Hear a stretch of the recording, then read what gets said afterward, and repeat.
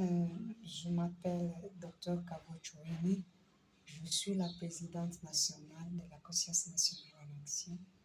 C'est un mouvement citoyen, une ASBEL, qui regroupe les Congolais et les Congolaises qui sont préoccupés par l'avenir de leur pays et qui croient à l'avenir merveilleux de ce pays. Nous avons commencé à sensibiliser dès le premier jour du mois de mars les femmes. Nous avons profité des attroupements des femmes parce que nous savons que c'est pendant ce mois de mars que beaucoup de femmes se réunissent, qu'elles ont le temps de réfléchir sur un certain nombre de problématiques et nous en avons profité pour les sensibiliser pour ce qui concerne l'avenir de ce pays. Parce que, comme nous le savons très bien nous tous, le Congo est à une période très critique de son histoire et que si nous ne nous levons pas, ce pays, le Congo, vous ne le verrez plus. Ce pays, le Congo, si nous ne nous levons pas, va disparaître. Le constat est que aucune institution de notre pays ne marche. L'armée ne sait plus protéger les citoyens et leurs biens. L'armée ne sait plus protéger l'intégrité territoriale. Le gouvernement ne gère rien du tout. C'est comme un conglomérat d'individus. Chacun se bat pour ses intérêts personnels, mais au fond, personne n'est là pour gérer le pays parce que c'est ça leur rôle, c'est ça gouverner. Et nous voyons, en tout cas, le constat est amer.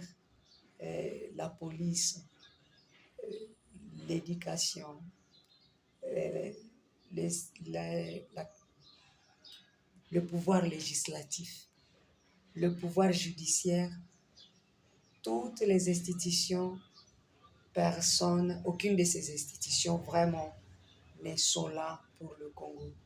Et c'est pour cela que la conscience nationale en action, elle est convaincue que seule la population reste le bouclier pour la protection de cette nation, de cette patrie. Parce que, alors notre objectif, c'est d'éveiller la conscience de la population, de son rôle, pour que la population reprenne sa place de souverain primaire.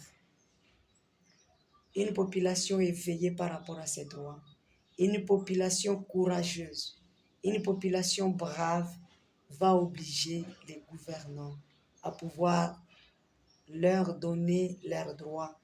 Notre population s'est fait massacrer, s'est fait chasser de ses terres. Et cette population doit demander au gouvernement de jouer son rôle. Cette population doit réclamer ses droits.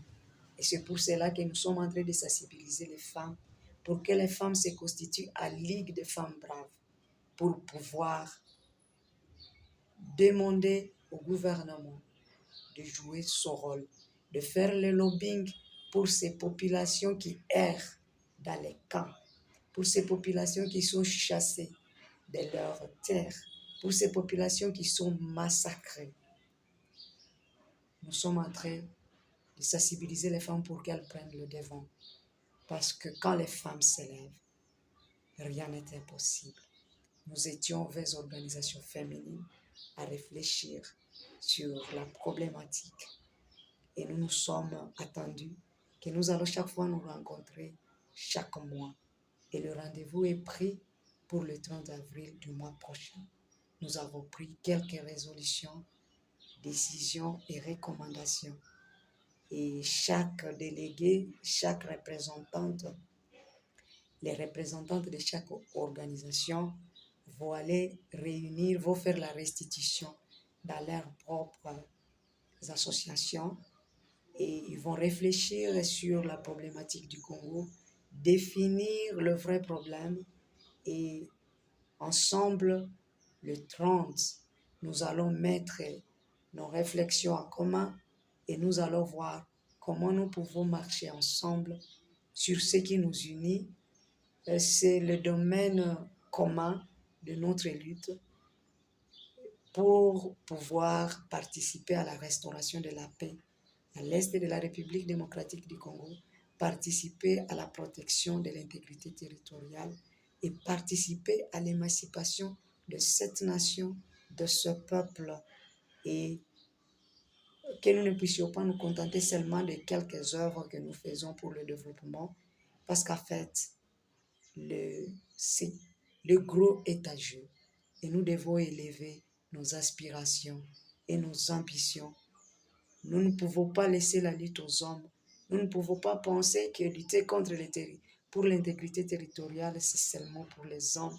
Mais nous, les femmes, nous avons un grand rôle à jouer. Nous avons parlé de la femme, de la femme soudanaise qui était une générale d'armée, qui commandait une armée et qui a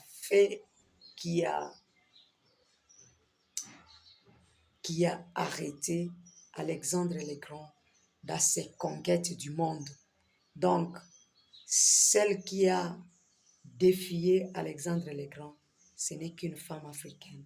Et nous sommes capables d'arrêter et de défier l'hégémonie occidentale, de défier l'impérialisme, de défier le néocolonialisme, parce que c'est de cela qu'il s'agit, et ça c'est le vrai problème. Bien que l'irresponsabilité de nos dirigeants qui acceptent de servir le néocolonialisme, l'impérialisme au détriment de leurs propres frères, de leur propre pays. Donc nous avons pris l'exemple de cette femme soudanaise qui avait arrêté l'aventure d'Alexandre le Grand et nous sommes capables d'arrêter cette aventure de l'impérialisme, du colonialisme, du néocolonialisme et de tout ce réseau. Ensemble, nous pouvons tout. Nous ne sommes rien. Soyons tout.